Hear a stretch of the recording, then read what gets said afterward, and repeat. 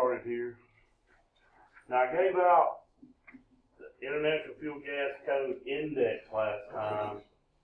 You may want to refer to that. I will be calling these numbers out. I don't know. This is from the 2012, so I don't know how much it's revised to this 2015. If you weren't here, it's in the shelving unit out there in front of my office.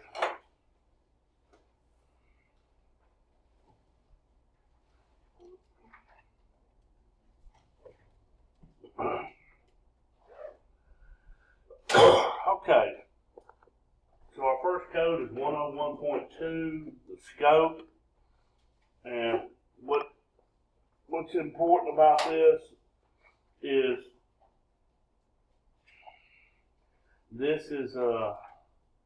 just, in other words, it's the flip side of what we saw in the residential. Let's look under the exception. It says, detached 1 and 2 family dwellings, that's what most houses are, and multiple single family dwellings, townhouses, not more than 3 stories high, with separate means of egress, and their said structure shall comply with the International Residential Code. So, if you're this detached 1 or 2 family dwellings or a townhouse, you go to the residential code. Everything else is going to come here, okay? 104.3.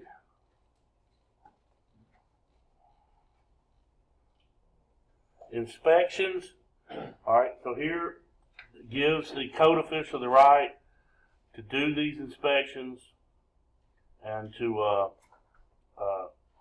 responsible person. It says, reports of such inspection shall be in writing and shall be certified by a responsible author of such approved agency or by the responsible individual.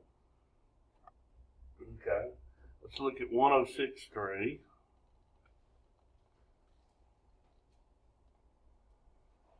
Application of permits.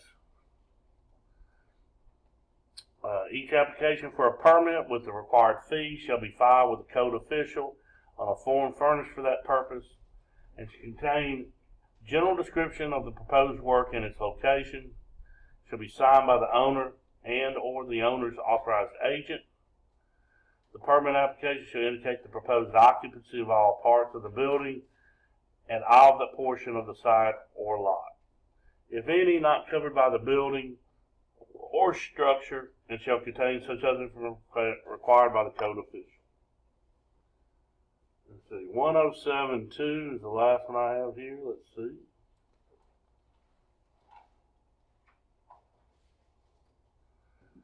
Required inspection and testing. All right, and so here it lays out the three inspections: the underground, the rough end, and the final. Okay, this is just like all the other codes, but here's where it's specified.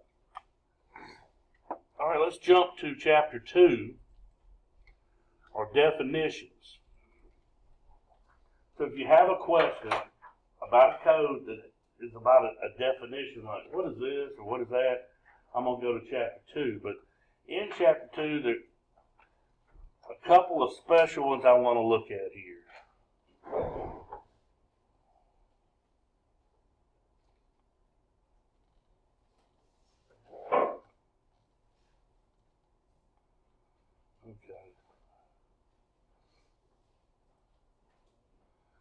Hey now, how you doing? Let me hit pause here. So, appliance type, a low heat is defined here, okay, where it's flue. In other words, after it's done its work and the product gases are going up the flue, they're going to be defined as under 1,000 degrees Fahrenheit. Medium heat appliance is going to be from 1,000 to 2,000 for the flue. And actually there is a high heat appliance listed later, and it's above the 2, okay? All right. One other thing I want to look at.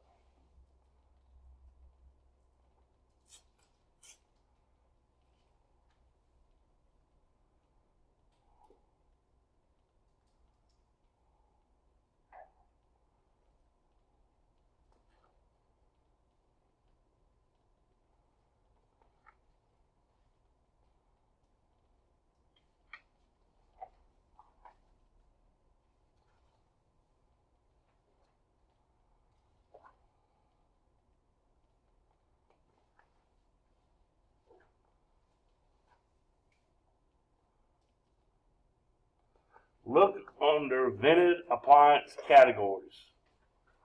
Vented appliance categories. So all furnaces should fall, well, I should say that, vented appliances should fall under these 4 categories if they're vented.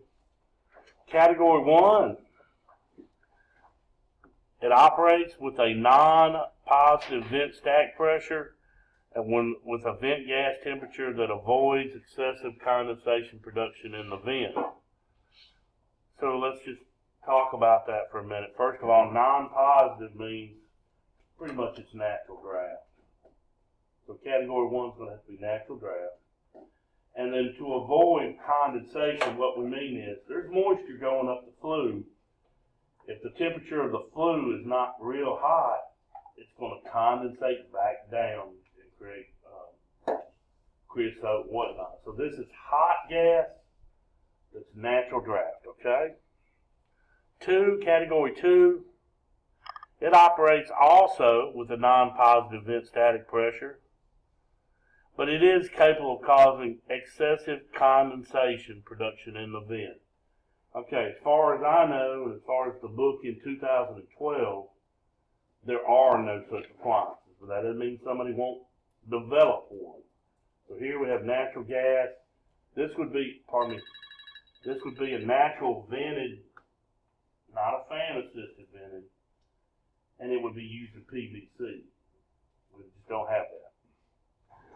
Category 3, that's what most of our 80%, 85% furnaces fall under.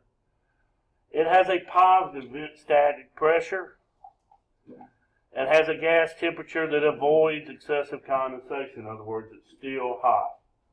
So that's going to be a low temperature furnace, we said, but it's going to have a fan to help it vent. And category 4, that's our typically we call our 90% plus furnaces, also called condensate or condenser furnaces because they create condensate. And that's a positive, so they have a fan, but their temperatures are so low that they do have condensation. So that low temperature means I can go with plastic instead of metal, but I do have to have some kind of condensate trap to catch it. All right? But any other questions on definitions on a test or an exam, you would just go to chapter 2 and look it up. All right, so let's go on back to chapter 3, section 3, big old section. Under our general regulations, so we're going to start off at 3013. Listed and labeled.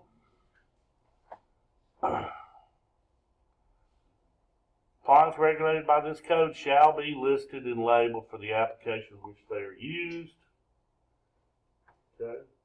3015. That label information shall have some of the following. A permanent factory applied nameplate shall be affixed to the appliance on which shall bear in legible lettering the manufacturer's name or trademark. Should have the model number, the serial number, and if it's also listed, not just labeled, the seal of the testing agency. It should include the hourly rating in BTUs, if it uses that, the type of fuel, and the minimum clearance requirements to combustibles. Okay?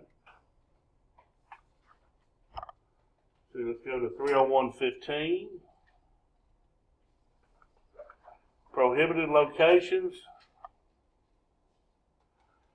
Not in an elevator shaft.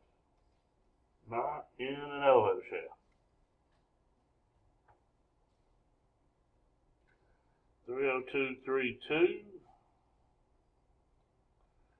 Now we've seen this before in the residential, but here we have our engineered wood products, and then our joist, notching, and boring.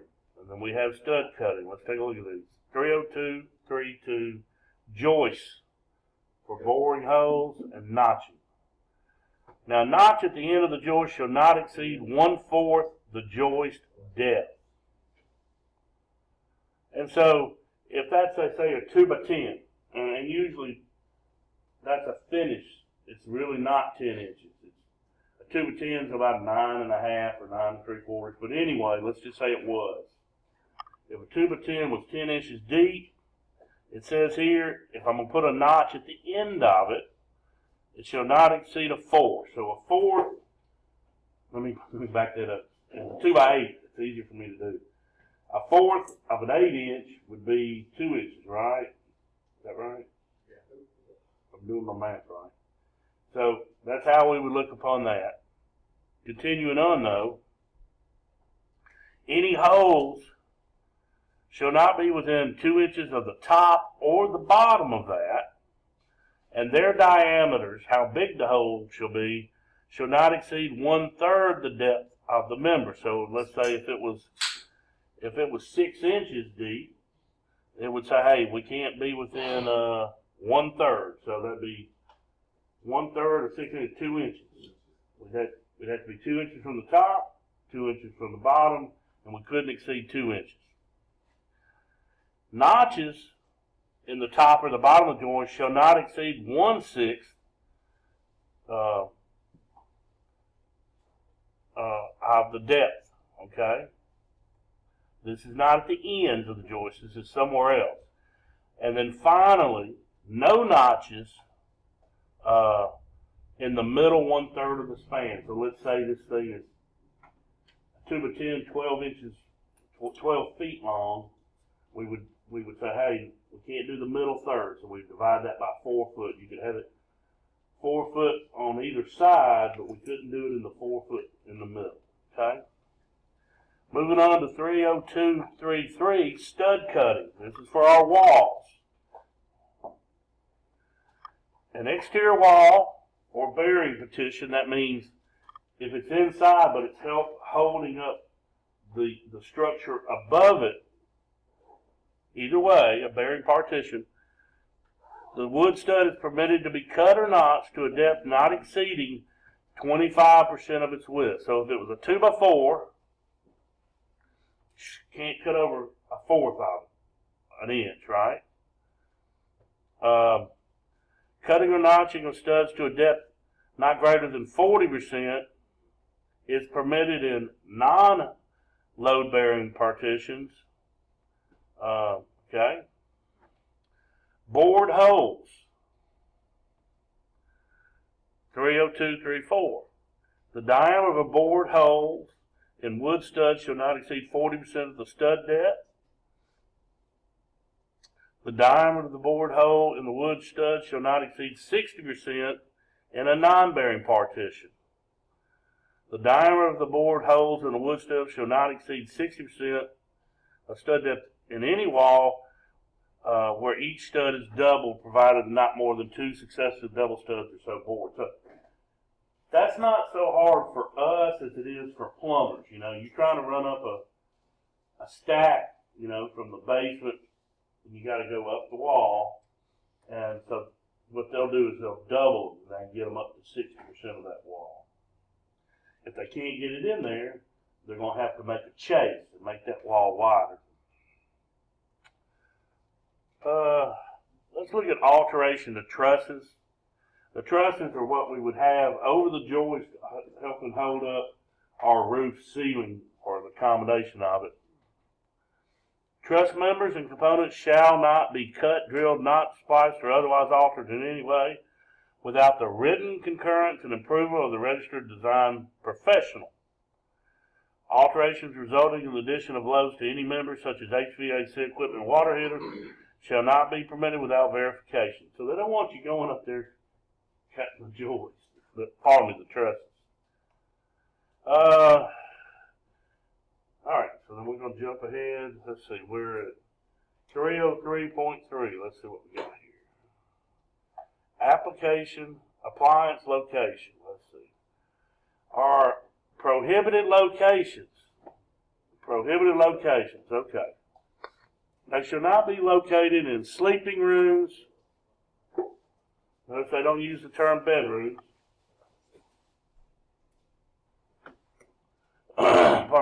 bathrooms, toilet rooms, storage closets, surgical rooms, everybody's got one of those, in a space that opens only into such rooms or spaces, except where the installation complies with one of the following.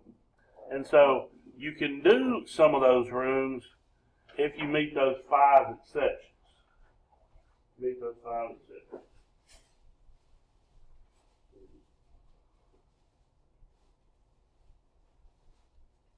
Okay.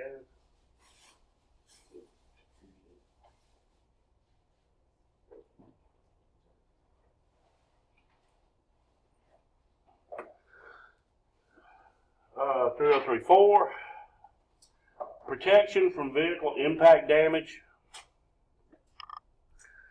shall not be installed in locations subject to vehicle impact damage except for protected by an approved means. That means if you put it in the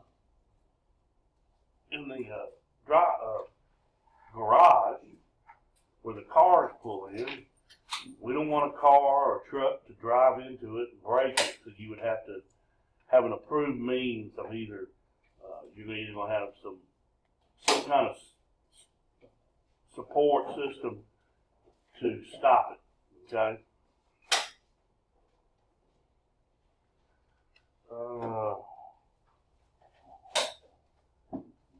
Indoor locations cannot be installed in closets or alcoves unless they're listed for it. So you can't put the furnace in the hallway closet. You're not going to get enough air. We're worried about clearance to combustibles. But if this unit comes and it says, hey, we're specially made and manufactured to be put in a closet, then that's fine. An alcove is nothing but a closet where they remove the door. You know, that's what people would do at first. They go, oh, okay, this is not a closet. This is an alcove. They take the door off permanently and they go, oh yeah, I can put it there. And so then the code people said, you put it in the alcove.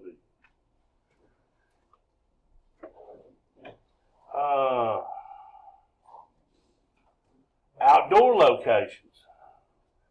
Believe it or not, appliances installed in outdoor locations shall be either listed for outdoor installation or provided with protection from outdoor environmental factors that influence the operability, durability, and safety. So, obviously, a package unit is going to be it's listed for being sitting outside, but you can't take a typical furnace and set it outside and make some kind of rain cover over it. It wouldn't pass inspection.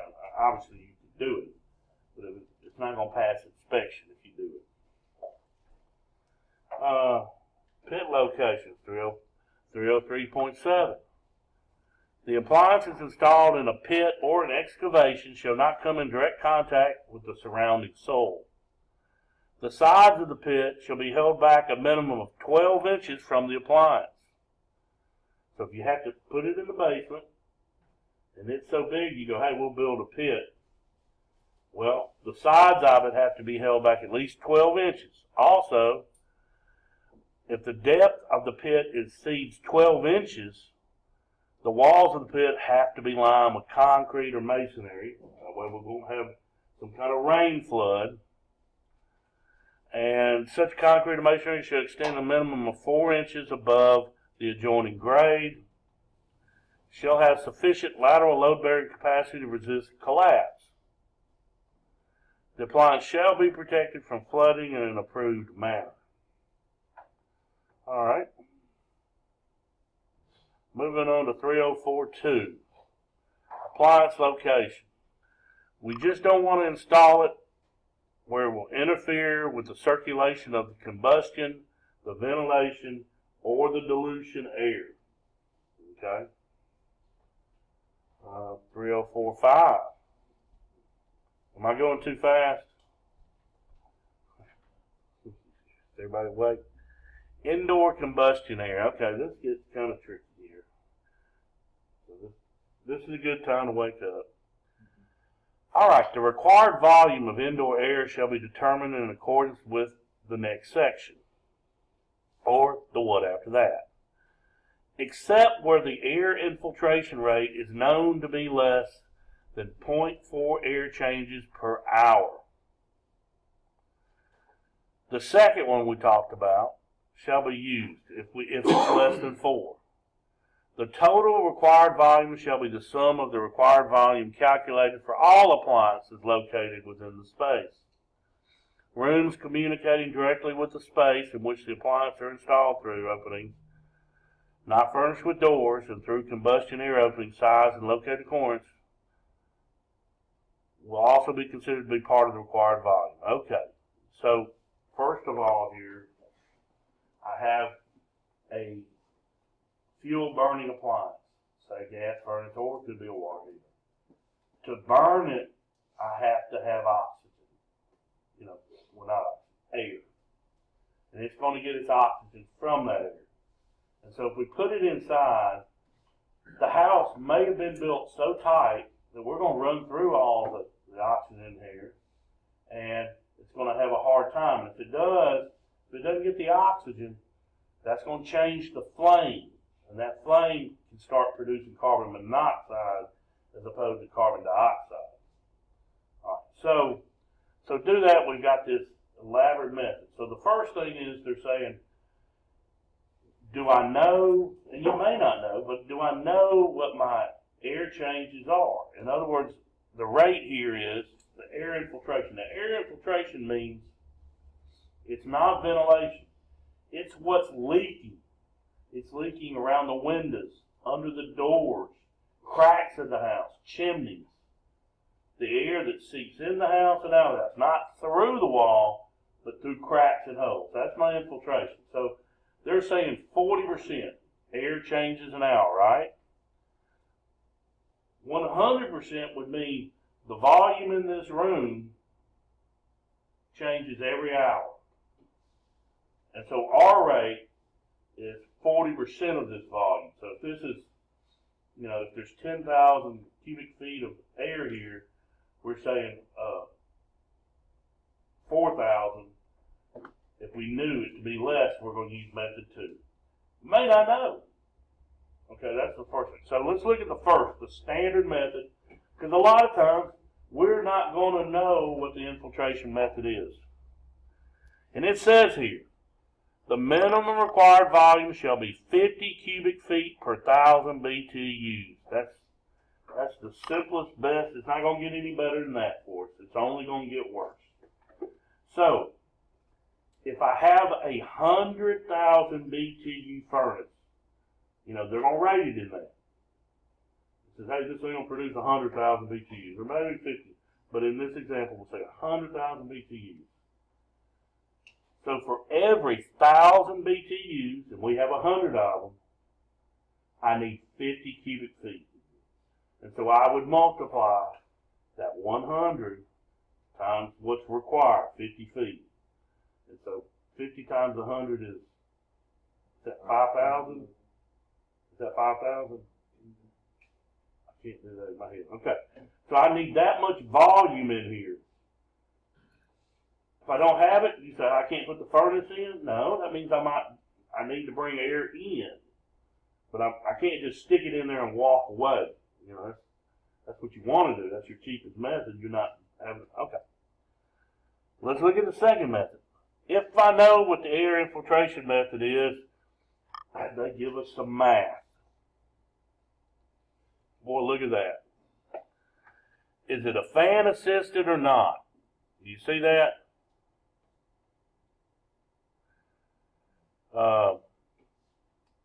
For appliances other than fan assisted, use the first one, equation 3.1. If it is fan assisted, use the second one. So let's just, I'm not going to memorize this, but I just want to make you familiar with it. Look at the first one.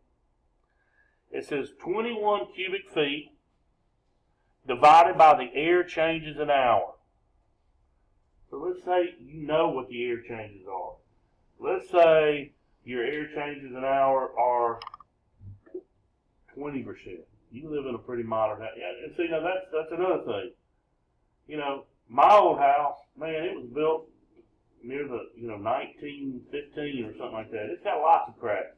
it probably had 75%. These new homes are a lot tighter, so their number goes down. They don't leak.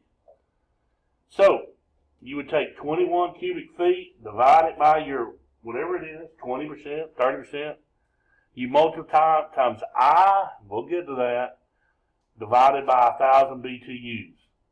That's on a non-fan assisted. In other words, you put, I don't know why at this day anybody would put a natural draft furnace in it, but a lot of people still put in natural draft water heaters. You know, a fan assisted water heater is a pretty fancy water heater, but anyway, but let's say it's fan assisted, more likely what we're going to have. They drop that 21 number down to 15 because they know that it's less likely we're going to need as much air because we've got a fan pushing it. Now our numbers here, the I, whether it's in the natural draft or in the fan, is the input of our appliance, not the output. You know, if it's an 80% efficient furnace, it's 100,000 input, you're only going to get 80 out. But they care about the input. So that's how it would come up with the volume. Now, to come up with the volume, once you find out, okay, this is my required volume, you're going to have to look at where the unit sits. How big is that room? Maybe that room is adjoined to a room above it. It doesn't have to be a room, a space. Adjacent to it or above it, but now that space can't be counted if it can be closed off with a door or something. So let's take a look at that. And they do make a note here for our second equation there. If you got over 60%, don't use that. Indoor opening size, this is 30453. Indoor opening size and location.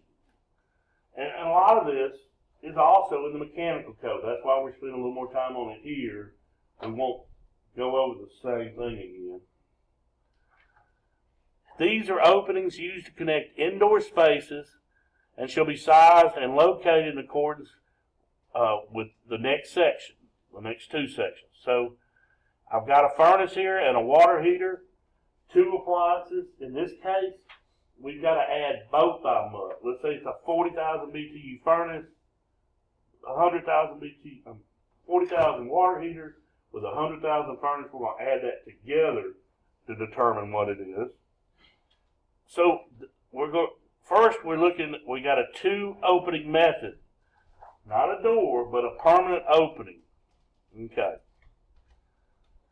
So if the room is not enough, the first method is combining spaces on the same story. So we put an opening. It'll have a free area. Now free area means when I have a vent in there, that takes away from it. If I have a 10 by 10 opening, that's 100 square inches, but I've got a vent in there, it's not all free. We usually say metal louvers reduce it by 25%, whereas wood reduce it by 75%. So here we're talking about we want 1 square inch, a free area per 1,000 BTUs. So that example above with the furnace and a hot water heater, and they didn't give us the BTUs, but let's say it's 50 and 100. So I got 150,000 BTUs. So if I wanted to use that on the same story, I'm going to need 1 square inch per 1,000 BTUs. So that's 150 square inches, right? So I could have a 10 by 15 opening, but that wouldn't be free, right? That would be, if there's a vent in there, a grill, a louver, then I'm going to have to go larger because I need free area. But, however, none of these openings shall be less than 100 square inches. Okay? So your minimum is 100. One opening shall commence within 12 inches of the top, and one opening shall commence within 12 inches of the bottom. The minimum dimension of any air opening no less than 3 inches. So if I'm going to use the two opening method to create the natural draft of air into that for the required volume, free air, the top one has to be within 12 inches of the ceiling. The bottom one has to be 12 inches of the floor. They have to be a minimum of 100 square inches free. Plus, I can't go with a 2-inch by 100-inch. I don't know where you would buy a 2-inch by 100-inch. But they're saying the minimum one side can be is 3 inches. Okay? What if it's different stories? In other words, hey, I want to combine it with some air I've got up here. The volumes of space in different stories shall be considered as communicating spaces where such spaces are connected by one or more openings in the door or the floors, and they have a total minimum free area of 2 inches. So these have to be bigger if they're on different floors. It's double the size. If it's just next door, 1 inch per 1,000 BTUs. But if it's above me or below me, I'm going to need 2 square inches per 1,000 BTUs.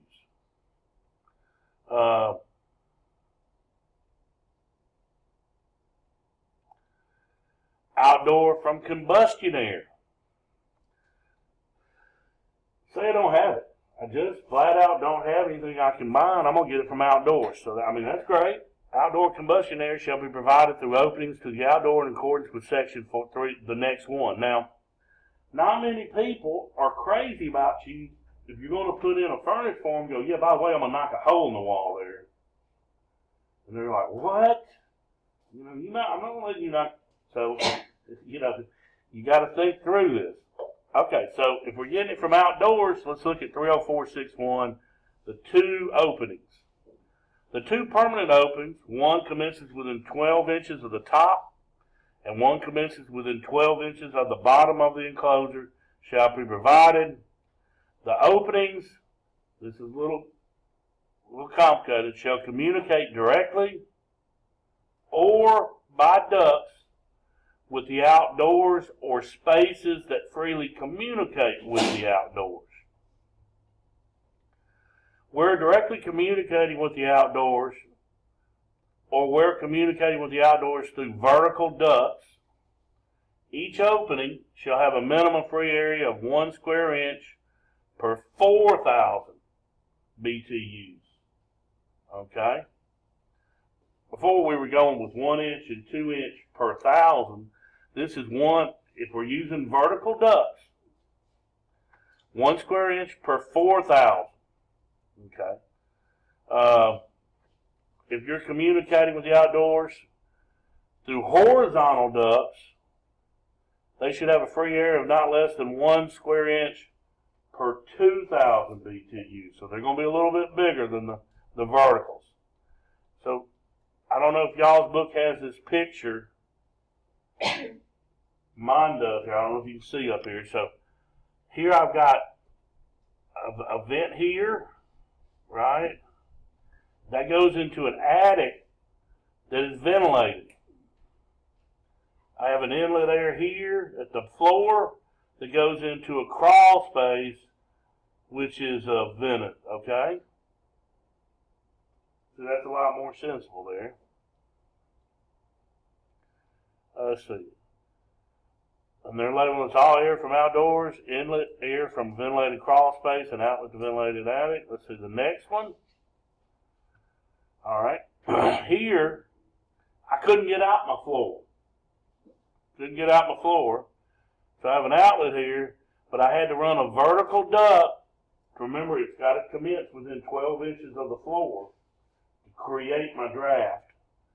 So I got a vertical duct here to create that, okay? And so that's a different, I think we said with vertical, we're going to go with 1 inch per 4,000 BTUs maybe. Here, let's see, all air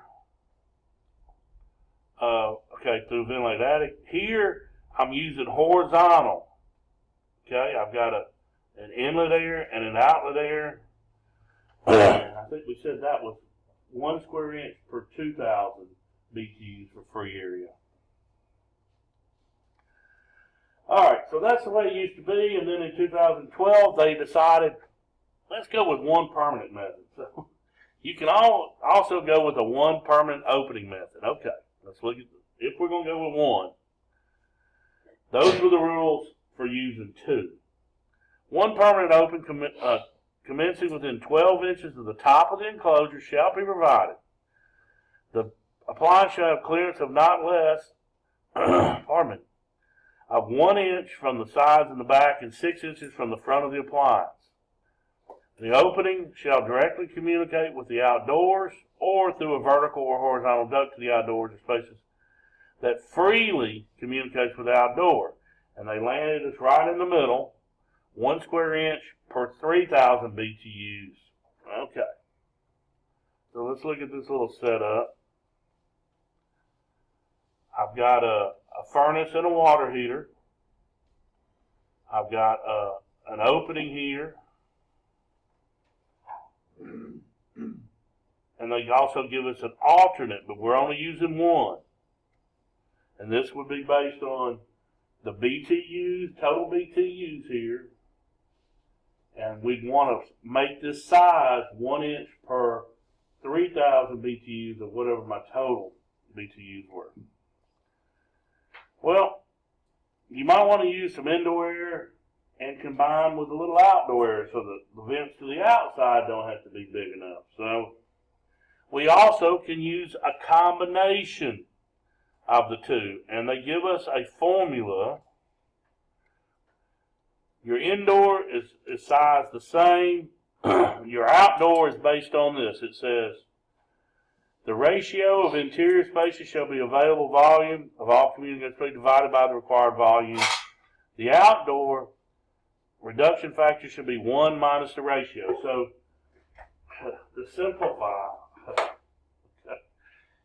let's say you go, hey, I'm going to try to do it with my indoor air. And you go, hey, I need 10,000, I need a volume of 10,000 cubic feet. And you go, well, I got 6,000. You got 60% of what you need. And so what they'll do is say 1 minus the 6, in this case, would leave 40% left. That's what we'd have to get from the outside, okay? The indoor comes first. We get as much as we can from the indoor, and then the outdoor is reduced by that, using those same sizes. Whew.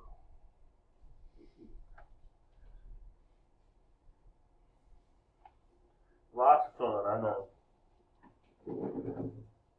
All right, let's just for a second, let's look at engineered installations. Okay, you got something special that an engineer designed. You're just going to show that to the inspector. That's all there is to it. Mechanical combustion air supply. Let's take a look at that. Where all combustion air is provided by a mechanical air supply system, the combustion air shall be supplied from the outdoors at a rate of not less than 0.35 cubic feet per minute per 1,000 BTUs of the total input rating. Okay? All right. Louvers and grills. I'm not going to read that. Well, I'll read a little bit. 25% for metal reduction, 75% for wood, unless you buy it and it tells you. If you buy this grill, or you got the catalog, you ordered it online and said, this one has a free area of 80%, you can go with that. But if you don't know, if it's a generic grill, that's what you can go with. So let's talk about how big the grills are. Screens shall have a mesh size not smaller than 1/4 inch. Okay.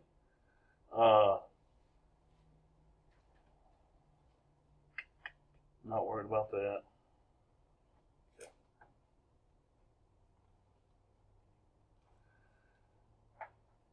take a look at 30411, combustion air ducts. So instead of covering it here, they say, ducts shall be constructed of galvanized steel, complying with Chapter 6 of our next book, the International Mechanical Code, okay? Remember we had in the residential, if this was on a residential, remember we had that chart, you know, how are they vertical, are they rectangular, or are they round duct, and how big they are, and then they told us what the thickness of the galvanized metal would be. Here, they're just saying these ducts for combustion air, you need to refer to the mechanical code.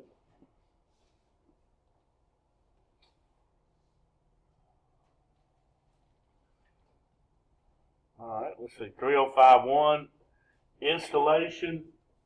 Okay. Equipment and appliances shall be installed as required by the terms of their approval in accordance with the conditions of the listing, the manufacturer instruction, and this code. Manufacturing installation structure shall be available on the job site at the time of inspection. Where a code provision is less restrictive than the conditions of the listing of the equipment or appliances or the manufacturer's installation instructions, the conditions of the listings and the manufacturer's installation instructions shall apply. So what they're saying is here, if you put this in a place in a county or a city where there's no inspection, you've got to stand up to at least the manufacturer's installation instructions requirements. Okay? All right, elevation of ignition source. Equipment and appliances having an ignition source, such as a water heater or a furnace, shall be elevated such that the source of that ignition is not less than 18 inches above the floor in any hazardous location in public garage, private garage, repair garage, motor fuel dispensing facility, and parking area. For the purpose of this section, rooms or spaces that are not part of the living space of a dwelling unit and that communicate directly with private garage buildings shall be considered to be part of the private garage. So all of our furnaces, the burner level with a hot surface igniter or the spark is going to have to be 18 inches off the ground minimum. Okay.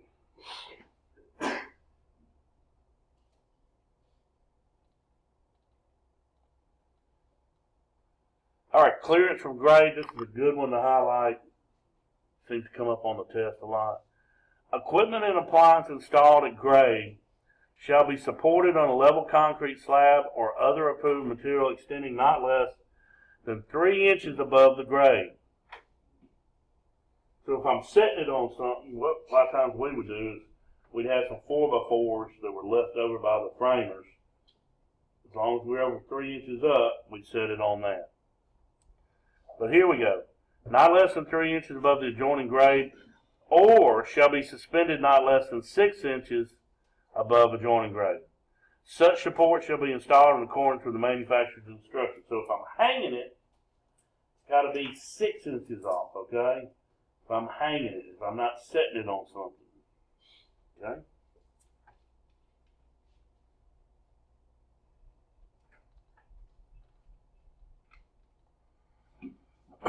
Action and service space access. This is pretty much identical to what we went over.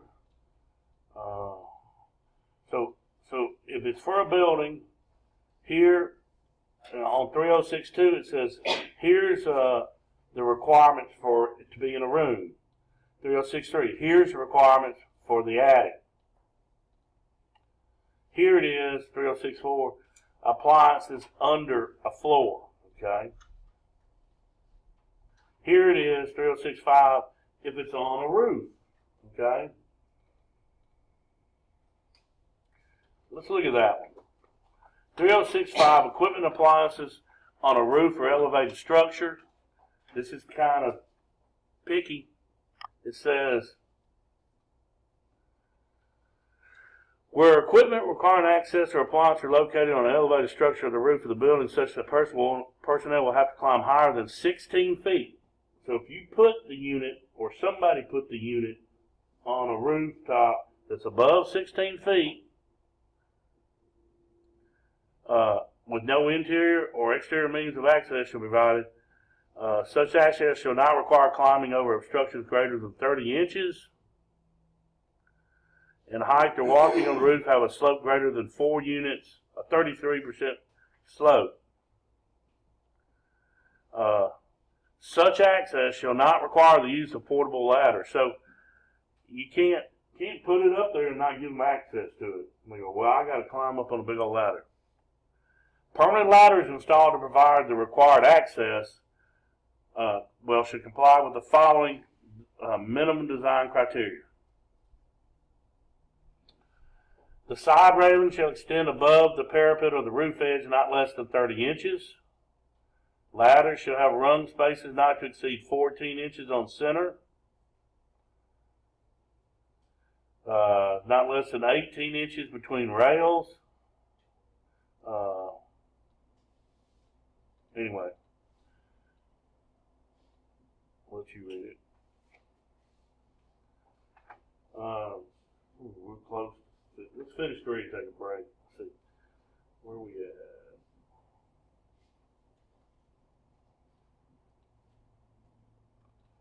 Alright, let's go to 307. Condensate disposal. Okay, and this is for our furnaces, remember. This is not for air conditioning, but it's going to apply too. Drain pipe material and sizes. Components of the condensate disposal system shall be cast iron, galvanized, copper, crosslink, polyethylene, ABC, CPVC, PVC, propylethylene, pipe, or tubing. So this is our category 4 furnaces, right? They're the ones that condensate. The components shall be selected for the pressure and the temperature rating of the installation. Joints and connections shall be made in accordance with the provisions of Chapter 7 in the International Plumbing Code. However, condensate waste and drain lines shall not be less than 3/4 of an inch internal diameter and shall not decrease in size from the drain pan connection to the place of condensate disposal. Where the drain pipes from more than one unit or manifold together for condensate drainage, the pipe or tube shall be sized in accordance with an approved method. So what they're saying is here, if it's gravity fed, it's going to be 3/4 inch minimum. But let's say you've got your furnace condensating into a pump. What's that pump usually uses a 5/8 or a 3/8 vinyl tubing. That's an approved method. Okay. You couldn't come out of your condensate line with that unless it's a pump. Let's see. Is that it? Okay, auxiliary drain pan. Category 4 condensing appliance shall be provided with an auxiliary drain pan. Most of them have a trap built into them already.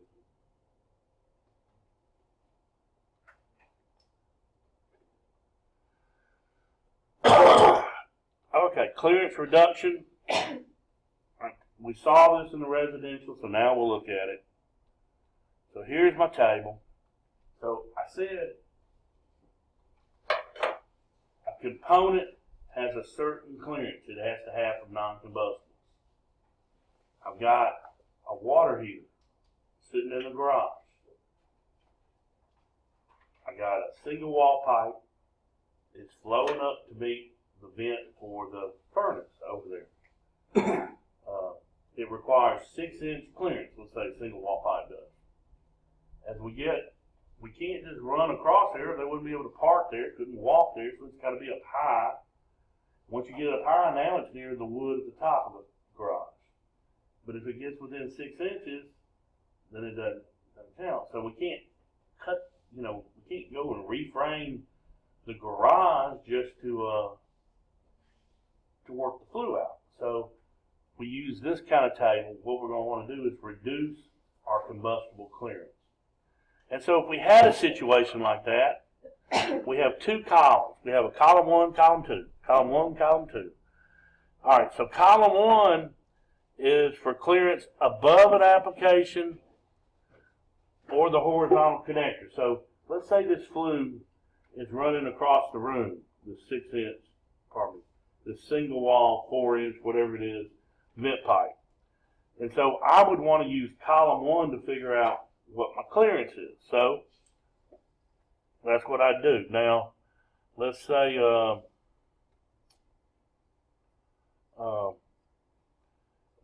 use column 2 for vertical.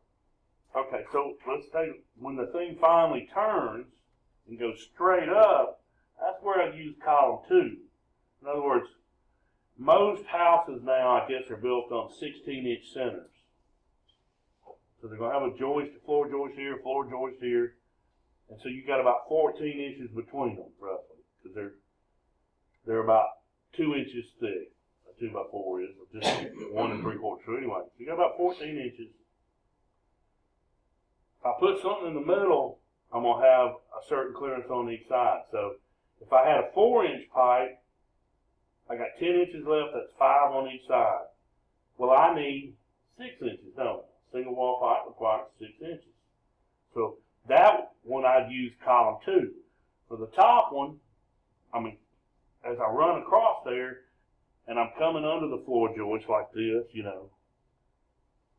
that's column 1. So let's look at it. If you go to the far right, it says, what is my required clearance right now? And ours is 6 inches. You see that? We require 6 inches. If I built, now they list 8. If I built one of these assemblies, let's take a look at it. I like number 6.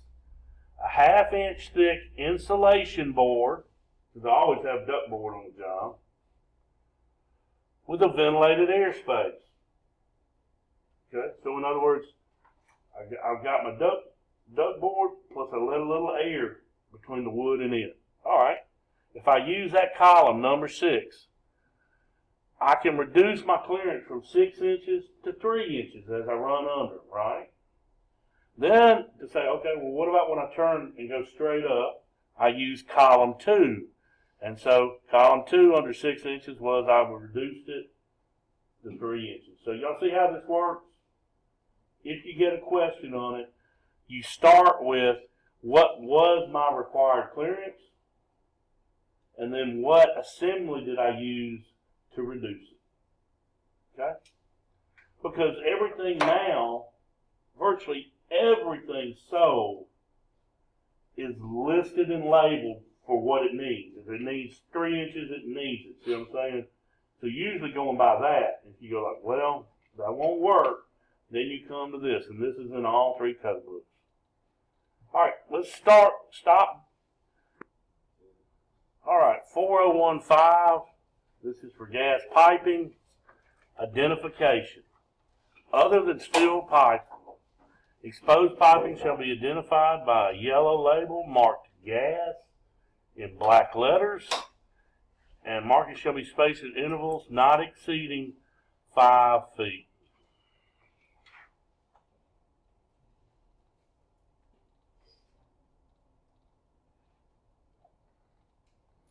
All right, sizing of our gas pipe.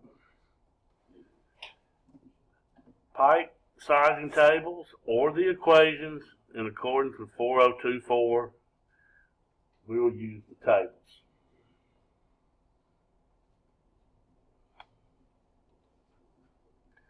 There's your equation for low pressure. There's your equation for high pressure. That's why we're going to use the tables. Okay.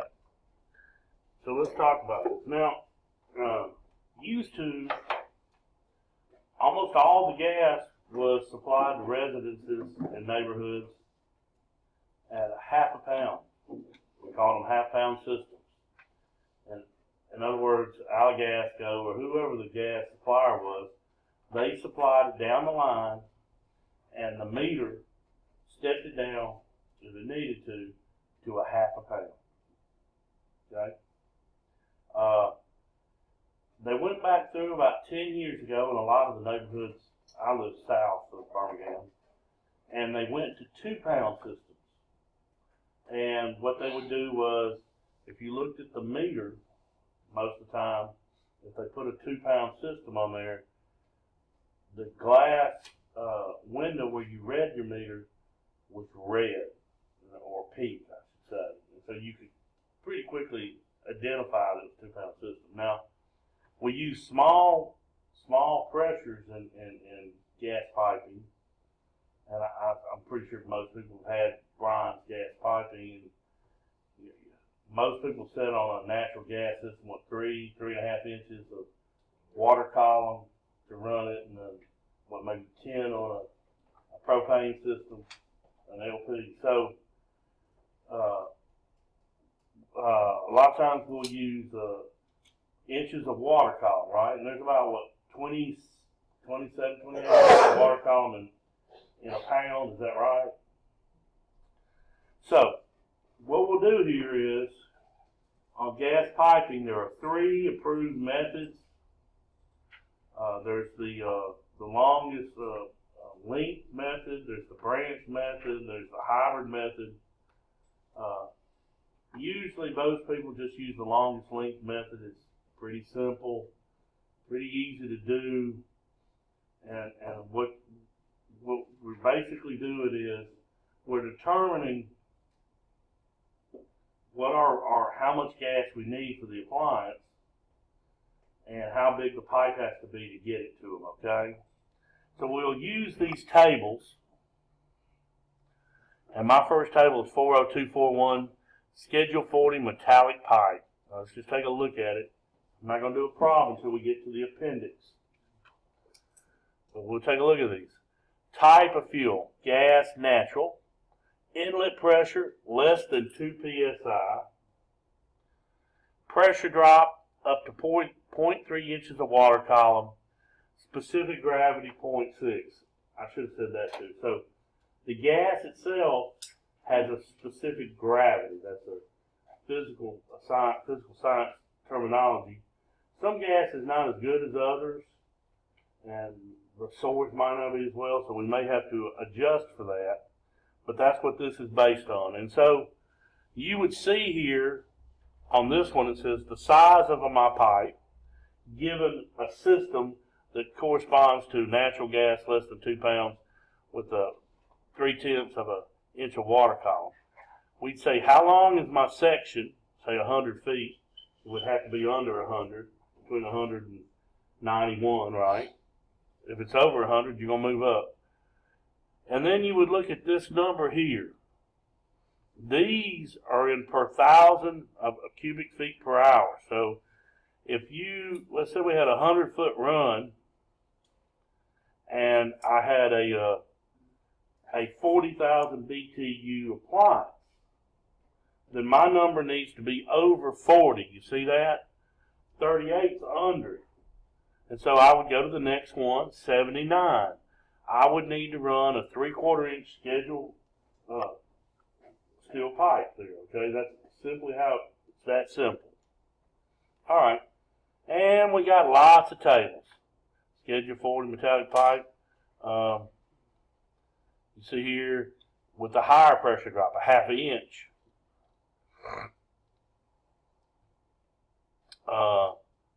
3 inches of water column. Okay. Lots and lots, and we'll come back to, when we get to the appendix, we'll come back to these tables.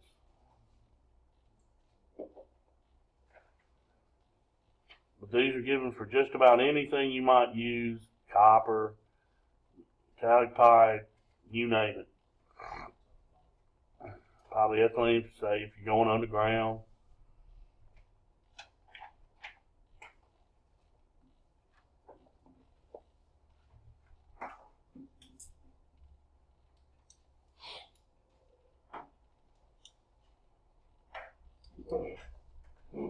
All right.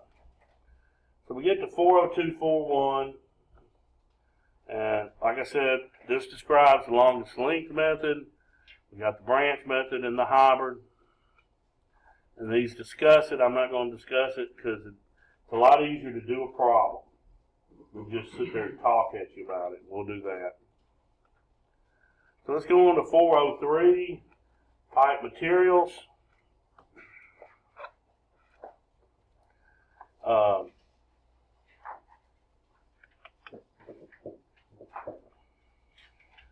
Listen, cast iron 40341 shall not be used. Steel is fine as long as it meets the following: copper and copper alloy. See, there is a little bit of, if it contains more than 0.3 grains of hydrogen sulfide, have to go somewhere else. Aluminum, what we can do with aluminum, metallic tubing, okay, aluminum tubing as opposed to piping, corrugated stainless steel tubing, plastic, alright,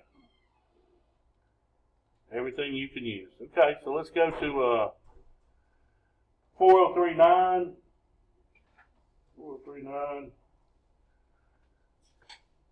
Metallic pipe and fitting threads shall be the taper piper threads, okay? Taper. In other words, they get smaller as they get toward the end.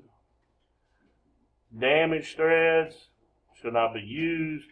Number of threads, look at our table, 40392. Approximate now. If we were using iron pipe, which we're not going to thread, we're not going to thread copper, so if we're doing steel pipe here, let's say we're using 3/4, we're going to expect about 10 threads to be cut, okay? Y'all see that? Thread joint compound shall be resistant to the action of liquefied petroleum gas. That's why, you know, your pipe dope is always going to be TEF or Teflon based, because that's resistant to liquefied petroleum. If you just get regular like a plumber would use, that won't cut it. Okay, so you might as well just go ahead and buy the stuff with Teflon in it.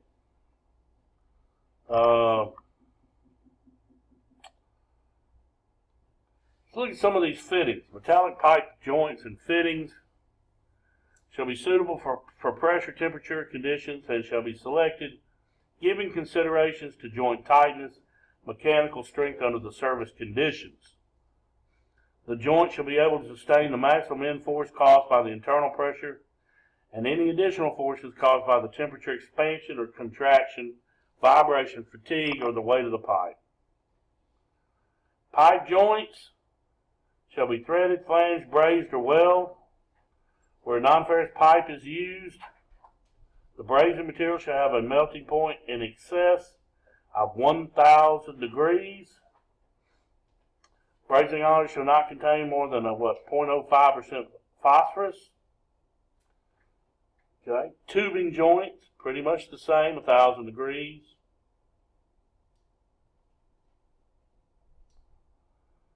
Let's see.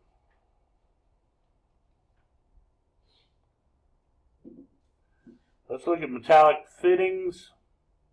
Threaded fittings in sizes larger than 4 inch shall not be used.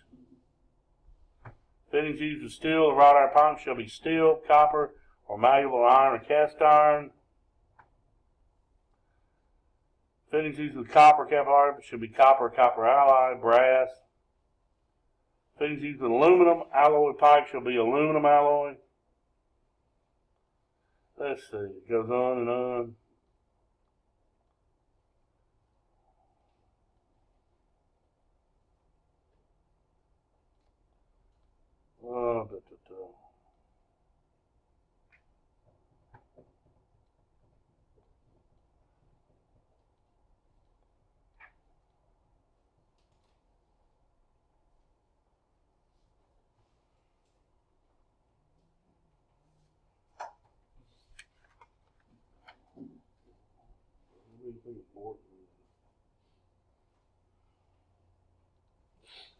All right, piping systems 404. Let's look at prohibited locations. 4043. Piping shall not be installed in or through a ducted supply, return, or exhaust. So we can't take our piping through any ductwork or a closed chute, chimney, gas vent, dumbwaiter, or elevator shaft. Piping installed downstream of the point of delivery shall not extend through any townhouse unit other than the unit serviced by such piping. They don't want something going through your house that you can't cut off. You know, oh, I got to have keys to their house to get in there. That won't cut it. Piping in solid partitions shall not be located unless it's in a chase or a casing.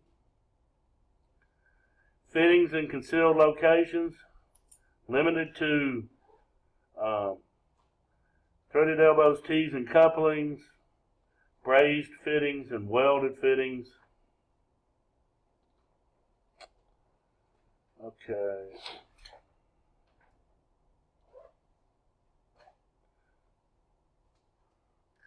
Piping through holes or notches, 4047.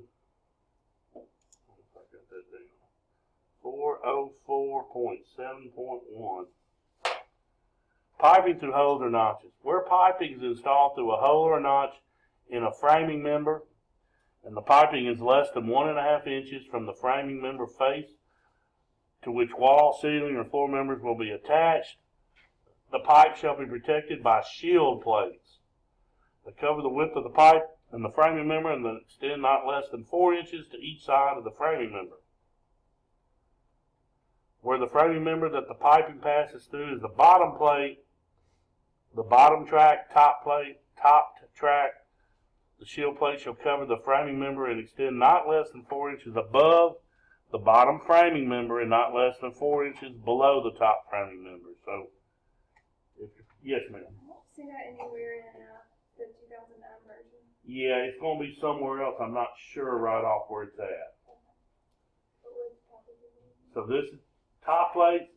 We saw it before for our thermostat wires, our condensate lines, our refrigerant lines, but obviously for fuel pipe, if we're going through a wall, we're going to put a shield plate on there so that a sheetrock worker doesn't penetrate our line.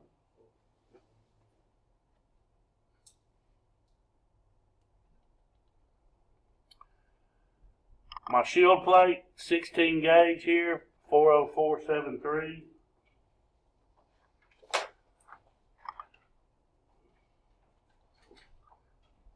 I should have just brought some up here so y'all can see it anyway.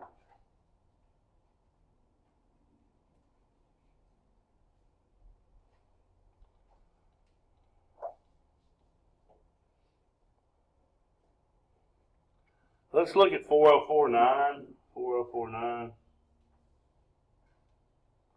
Above ground outdoor piping. Piping installed outdoors shall be elevated not less than 3.5 inches above the ground, and where installed across roof surfaces shall be elevated not less than 3.5 inches above the roof surface. Piping installed above ground outdoors and installed across the surface of a roof shall be securely supported and located where it will be protected from physical damage. Where passing through the outside wall, piping shall be protected against corrosion by coating or wrapping with an inert material. Where piping is encased in a protective pipe sleeve, that annular space shall be sealed. Okay.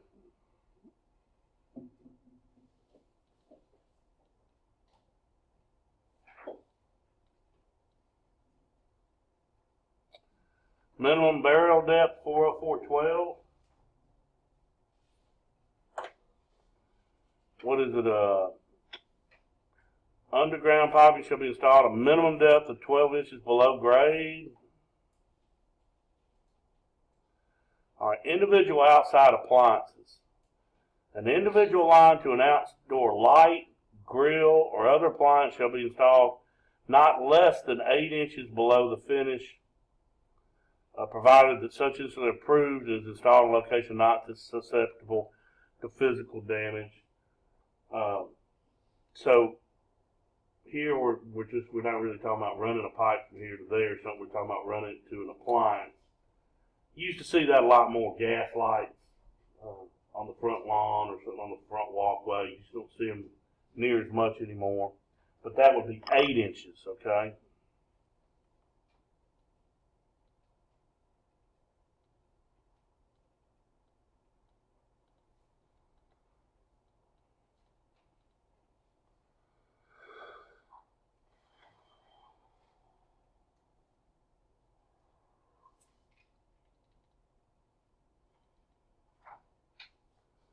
All right, let's go to section 406, inspection, testing, and purging.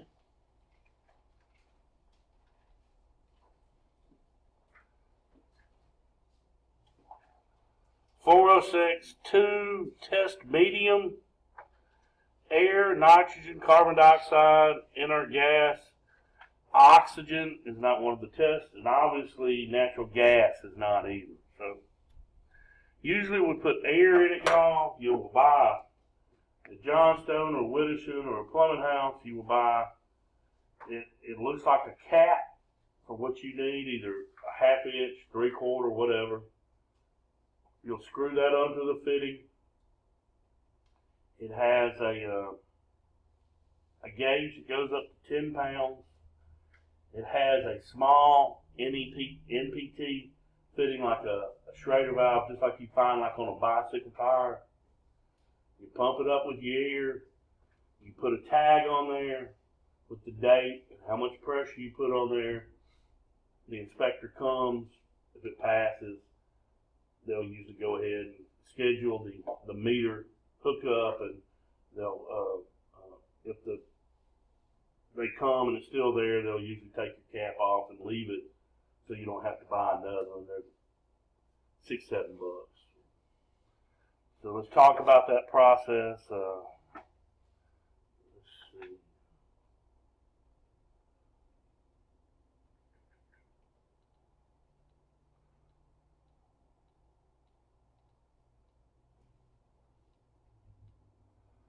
Test pressure. Okay, this is often a test question.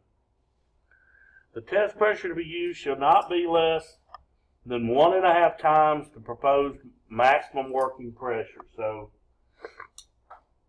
if I got a 5-pound system, let's say you got a 5-pound system at your house. I'm sorry, 40641. Pardon me. 1.5 times 5 would be 7.5, right? Let's say it's a 2-pound system, like most people have at their house. 1.5 times 2 would be, 3. Yeah, that's right, isn't it? I have to get my calculator out. Of course, they have a minimum, no less than 3, okay? There we go. Test duration, 40642. Not less than a half an hour for each 500 cubic feet of pipe volume. So very few people are going to have more than 500 cubic feet of piping.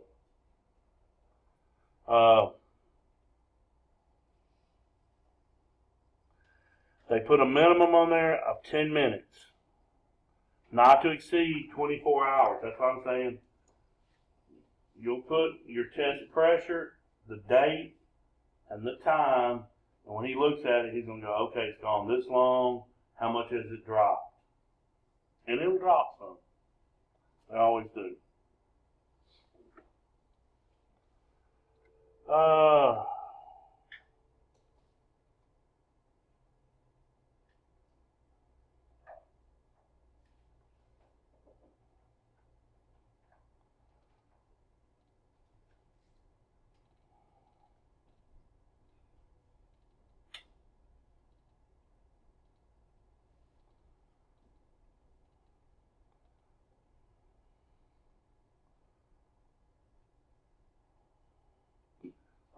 Do y'all see 407 piping support? And they made some changes here, I believe. 407, they say 407 piping support, in other words, how I'm going to support into this gas piping shall be done in accordance with 4072. So if we look at 4072, it goes, we'll look at section 415. So I don't know why the runaround, but when we get to 415 in a minute, that'll explain it with a table, okay? All right, let's look at 408. First, 4081 slopes. Not less than a 1/4 inch in 15 feet. Okay? We want a slope, and it's not less than a 1/4 inch for every 15 foot of run. A drip, 4082. Where wet gas exists, and we have it, shall provide it at any point in line where condensate could collect. A drip shall be provided at the outlet of the meter and shall be installed so as to constitute a trap when an accumulation of condensate will shut off the flow of gas before the condensate will run back into the meter. Location of drips should be provided with ready access to prevent cleaning and emptying. Should not be located where condensate could freeze. Sediment trap 4084. Where a sediment trap is not incorporated as part of an appliance, a sediment trap shall be installed downstream of the appliance shutoff valve as close to the inlet valve of the appliance as practical. The trap shall either be a T fitting having a cap nipple of any length installed vertically in the bottommost opening of the T as illustrated in 4084. So, any sediment is going to catch down here, hopefully, and the gas will flow to your appliance. There'd be a cutoff up here, so you could, when you service it, you could cut this off, open the cap, and empty the trap. Okay? So what they're saying, where can I not do that? Well, what if I run gas line? Pardon me, not gas line. What if I run a copper tubing to it? Okay? So that's going to run, there's not going to be a trap there, but what you're going to do is, you're going to build a trap into your, in other words, you're going to take that 3/8 copper, whatever you got, and you're going to put a bend in it to trap any sediment before you lock into your gas valve. You cut that off, disconnect your gas valve, and you can empty the trap there, okay? Shut-off valves.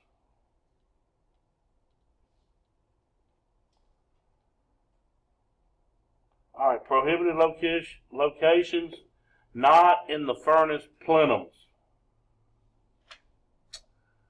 A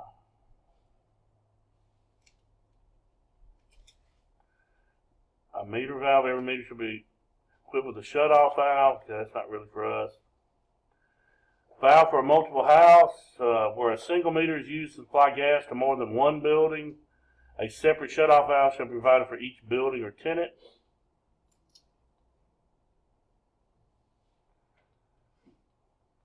Okay. Located within the same room. 40951. The shutoff valve shall be located in the same room as the appliance. The shutoff valve shall be within 6 feet of the appliance.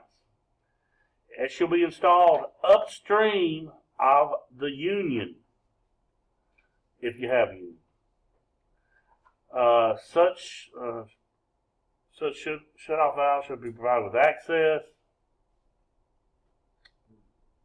So we have to have a shut-off valve within 6 feet of the same room of my appliance, in my furnace. And downstream, isn't that what they're saying? I have to have a union. If this is pipe, if you're not using iron pipe, you're going to have some kind of flare nut that you can loosen up. But they want you, that union is where you'd say, hey, I'm going to change out this furnace. Everything tightens clockwise. To remove that unit, you'd have to remove every piece of pipe you laid in. So we put a union there, which threads in opposite directions, so you can cut it off no more gas, open the union, and walk off of the unit, put in a new unit, reinstall a unit, okay?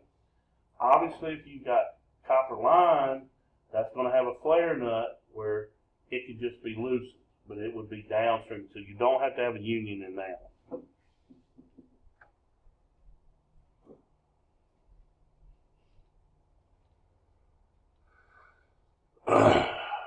Flow controls, okay. A line pressure regulator should be installed where the appliance is designed to operate at lower pressure than the supply pressure. So I told y'all, we a lot of houses, we used to be running half-pound systems, and they came through the neighborhoods and installed, 2-pound systems. Well, on your furnaces nowadays, really for the last 30 years, your gas valve it's called a combination valve because it does a lot of stuff. And one of the things it does is it drops the pressure.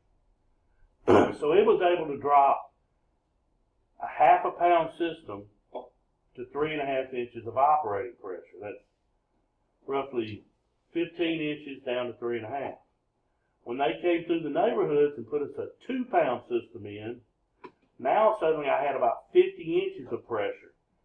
And a lot of them couldn't step it down to 3.5 inches of work pressure. And so we had service calls going on left and right. People's furnaces were burning too hot, and the limits were going off. And you go, well, why did this limit go off? And you'd watch it and you go, man, it looks like a pretty flame, but the pressure was too high. And so what we'd have to do is we'd have to go buy an external pressure regulator here. And so if you have something that needs to work, if I had an old half-a-pound furnace that was capable of that, I need a separate regulator to step it down to a half-a-pound to run it, okay? What else? 2-3.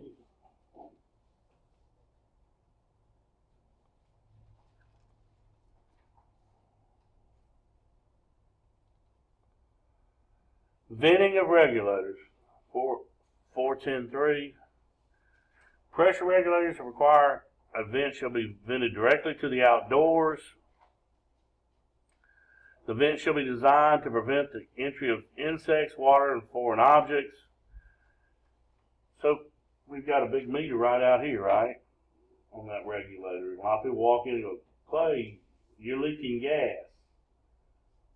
No, maybe so. But it's regulated. We've got gas in there. The sun hits it. It warms up. The pressure expands. And so it goes, hey, I don't want to blow. I'd rather vent. And so it's made to vent. Not many are still vented like that in your furnaces. But if they are, the manufacturer engineers it where it will leak right up the flue. So that we're still going outside with it.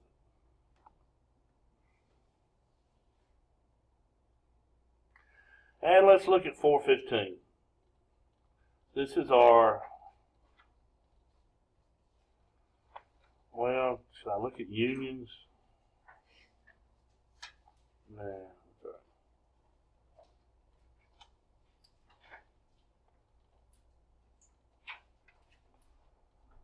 Somewhere in here. Interval of support. Yeah. There we go. So these are my support piping intervals. I look at my table. All right, let's see. Steel pipe, nominal size of pipe in inches. I've got 2 columns, and then I have tubing, not piping, smooth wall tubing, and it's done by the OD, outside diameter, right? Outside diameter. So, if I had a 3/4 or 1 inch steel pipe, I'd want to support it every 8 feet. Okay? If I had a 1/2 inch copper tubing, I'm going to need to support it, every 4 foot. Everybody see how to read that? Pretty simple. All right. All right. Let's